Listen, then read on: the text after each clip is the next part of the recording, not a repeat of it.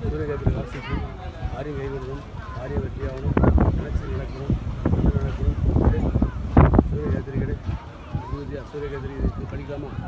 சூரிய பாகத்தை வாசிக்கிங்க உங்கள்